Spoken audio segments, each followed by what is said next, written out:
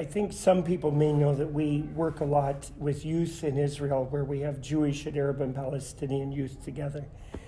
And through many years of working in this, we've realized there are different stages that God is after. There's a kind of a first stage, which is reconciliation, where we ask forgiveness for things our people group has done to another people group, the lack of love toward that other people group, or and that it can be just between individuals as well, reconciliation.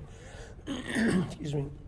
But then there's also a step beyond reconciliation that I call unity, and that's where you're beginning to walk more together. You have more communication, you do more things together, you begin to get to know each other better, and there's a unity of heart that's often very much around a common vision or a common goal, and that's very good. It's a next step in that process. But I think many of us have stopped there, and that the Lord is after oneness. The John 17 kind of oneness to me, when he says that they may be one as you and I, Father, are one, means a joining, a melting almost of hearts together. And that is very much a work of the Holy Spirit, when we can come into that melting of hearts together, where we genuinely care more about others than we care about ourselves. In most situations, I don't think we can honestly say that's true. And so it's something where God is taking us. I'm not sure how much we're living oneness yet. It's something I think God is moving us into. And I think a lot of that has to do with the dealings of God in our hearts and in our lives, helping us to realize what is really important. Our youngest daughter, Esther, went home to the Lord last year. She was 29 years old after a 2.5-year battle with a triple negative, I can't remember what it's all called, but triple negative breast cancer that they had said would take her life within 6 months. God did so much, and we were thankful for all the extra time we had with her. And we, about 3 weeks before she went home to the Lord, it looked like she was going that night. And the doctors said that she had lost basically all oxygen to her brain for such a long time that she would, if she lived at all, it would be only as a vegetable. And we were in different countries even at the time, my wife and her husband and myself, and because it was a sudden dive, and we just felt from the Holy Spirit a gift of faith to call her spirit back into her body, and strongly called her spirit back into her body. And husband went in to say goodbye to her body, and she woke up, and she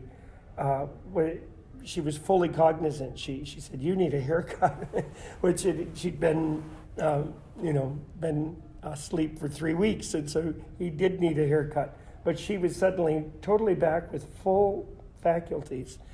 And we thought that meant she would be totally healed and around for a long life.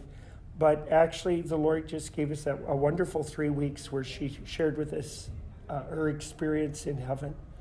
And she said that when she had gone through this dark tunnel that people talk about and into the presence of the Lord, he began to show her like scenes of her life. And he said, it surprised me. It wasn't about accomplishments. He would show her times when she worshiped, when it was really a sacrifice, when it was very difficult, when she had been in great pain or things. He'd show her times with people that she had loved people, forgiven people, times that even were random, 1 or 2 people. She said, I had totally forgotten I had even reached out to that person because I didn't think anything of it. But the Lord explained how much it meant to that person that she noticed them and cared about them and reached out to them.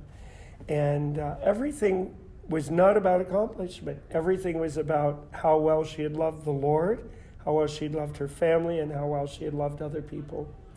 And so that's really spoken deeply to us. That she finally went home to the Lord 3 weeks later, and at that time the Lord showed us we could not call her back. She had explained that the Lord actually gives them the choice in heaven, and it was so hard to come back.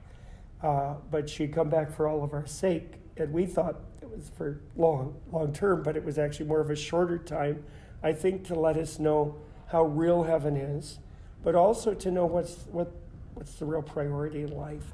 That when we're with the Lord, how much we've produced or accomplished isn't what really counts. It's the love that we showed to him, to love the Lord our God with all our heart, soul, mind, and strength, and then to love our neighbor as ourselves.